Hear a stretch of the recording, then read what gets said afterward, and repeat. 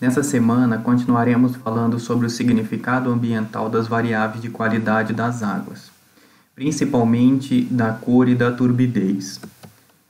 Bom, continuando sobre os sólidos presentes na água, eu farei uma abordagem aqui da cor e da turbidez baseados nos sólidos dissolvidos totais e nos sólidos suspensos totais, respectivamente.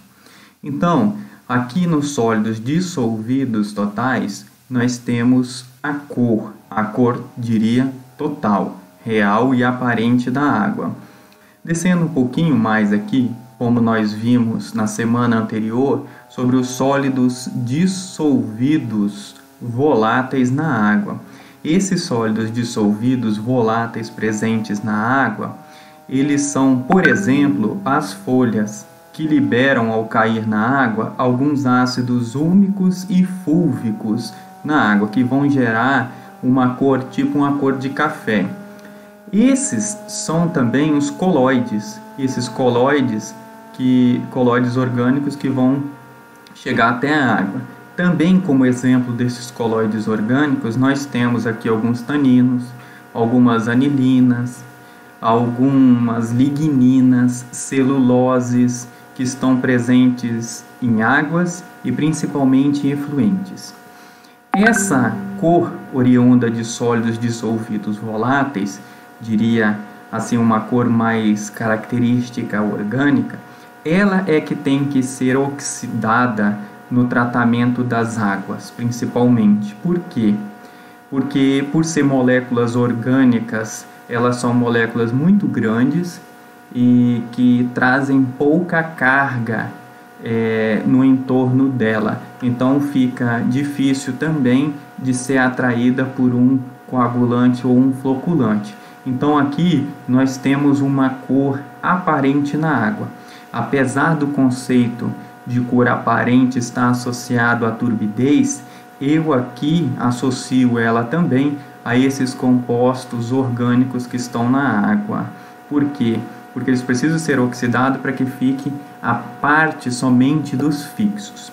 Então tá, aqui nós continuamos com a parte de cor, vamos para os sólidos dissolvidos fixos. O que gera essa cor pelos fixos, nesse caso aqui? Geralmente são partículas muito pequenas de sólidos, então muito pequenas de solo também, como por exemplo os óxidos de ferro, os óxidos de manganês e alguns outros íons em pequenas escalas.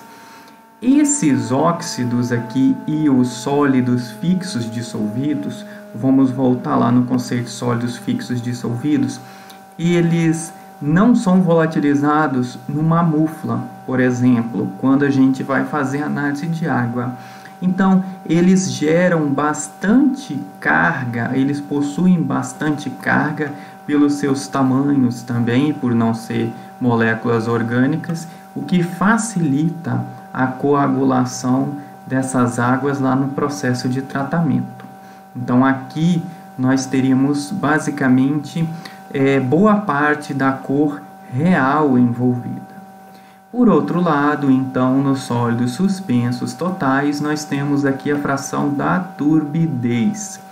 Então, tentando separar um pouco essa turbidez quanto à parte orgânica e inorgânica, nós temos aqui como exemplo dessas características que geram a turbidez, algumas algas, alguns plânctons, alguns restos de decomposição de vegetais, que são bastante orgânicos, são mais voláteis.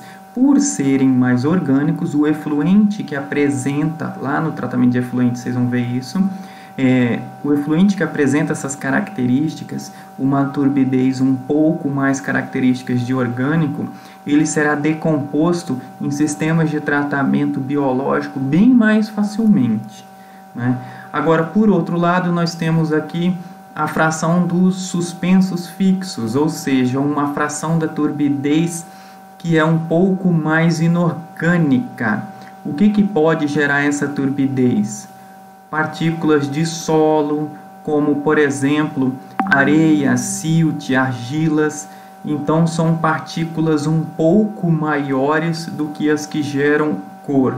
Essas partículas aqui, por serem um pouco maior e gerarem turbidez, elas vão ser retiradas lá no processo de tratamento pela decantação, ou então por um sistema de tratamento físico-químico de efluentes.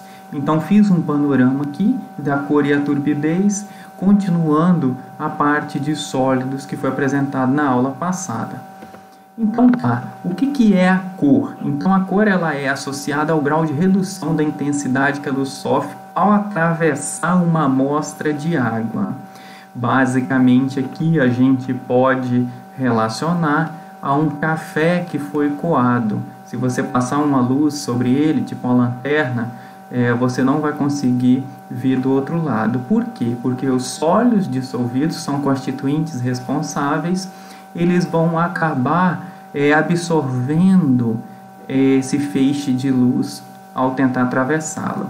A origem eu expliquei detalhadamente com base ali nos sólidos, mas é basicamente a decomposição de matéria orgânica, óxidos de ferro, manganês, esgotos, efluentes, basicamente folhas, sólidos que caem lá.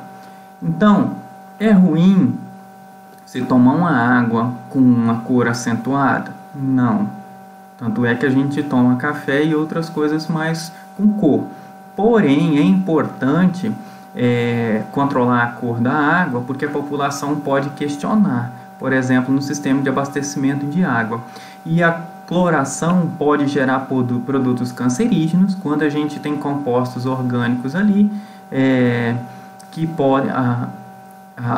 podem reagir com o cloro e formar, por exemplo, trialometanos. Quando essa cor ela vem de origem industrial, ela pode ou não apresentar toxicidade. Seguindo, a turbidez ela vai interferir na passagem da água, conferindo uma aparência turva. Nesse caso aqui, os sólidos de maiores granulometria, eles vão refletir ou desviar essa luz ao passar pela amostra da água. Nós temos como exemplo aqui, grosseiramente, só para ficar mais claro, um suco.